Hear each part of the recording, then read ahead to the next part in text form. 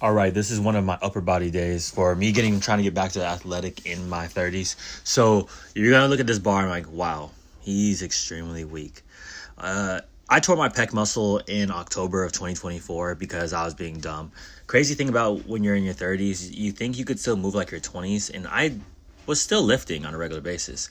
Problem was, I was not nearly as strong as I used to be, and I was telling my wife, hey, like, I could do push-ups with you on my back. She's like, no, you can. I'm like, yeah, I can. Hop on.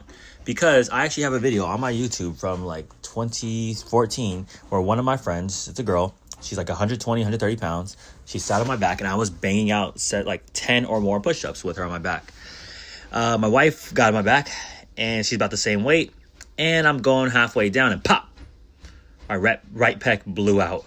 So ever since then, I've been having to rehab my chest muscles. So working a 20 to 30 rep range is how I'm going to do that.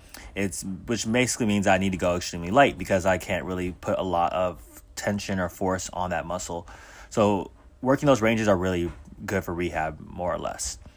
That's also why you see me here doing these push-ups. So the same thing here is I am trying to work on those 30 rep ranges, and you'll see that I'm doing sissy push-ups. I'm not doing the real ones because, once again, like, that pressure feels different. I never realized how hard or strong like push-ups are.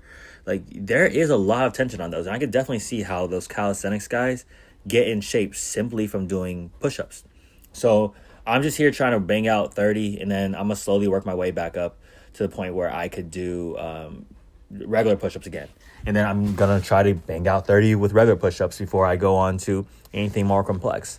But I think I might just keep these in my routine even in the future when I'm stronger, because these rep ranges, they do kind of feel nice. You get a nice little pump and you are building muscle even in the up to 30 rep range if you're close to failure.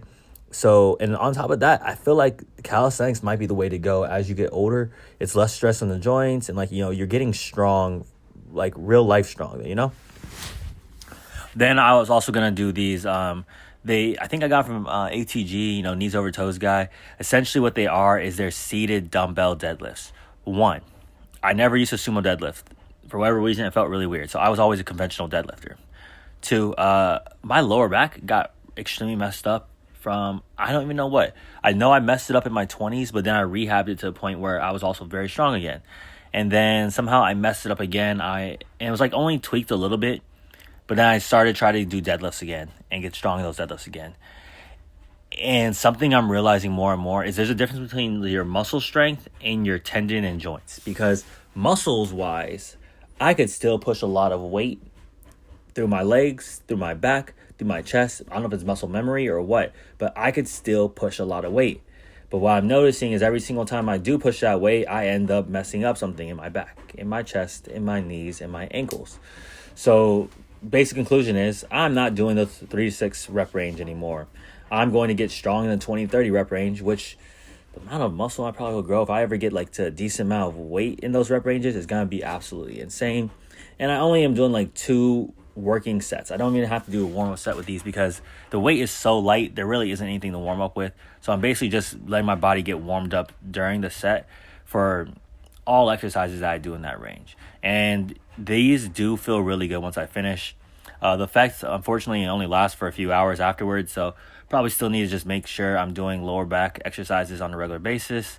I do these on my Thursday, and then usually on Tuesday, I'm going to do like a back extension, body weight, full, all the way down, all the way up with a pause.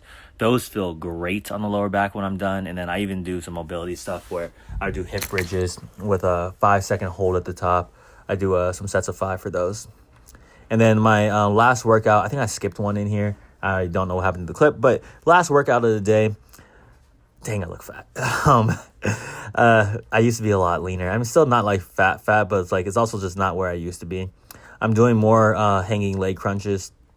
Probably could have a little bit less swing in there, but essentially I'm trying to get my knees up to my elbows for every single rep that counts. I think I'm only doing I did like 12 for my first set and 11 for my second set. And then I'm weighing about 183-ish pounds at this point in time. So really gonna, work on trying to get my muscle back, strength back. And then over time, I will move to a point where I'm gonna do another cut. I try to cut every 2 to 3 months. I'm going to slowly try to get down to the point where I'm around 170 pounds, hopefully. I feel it's a good size, just athletically, for basketball, for football, running around. Like, I don't need to weigh a whole bunch now. And it's going to just make my body look a lot better. Because, I still have a good amount of muscle mass. But it's just hidden underneath all these slabs of fat. And so you could still see some definition there. But I think getting to about 170 is going to really make the physique pop. And I think I'm going to feel really good there.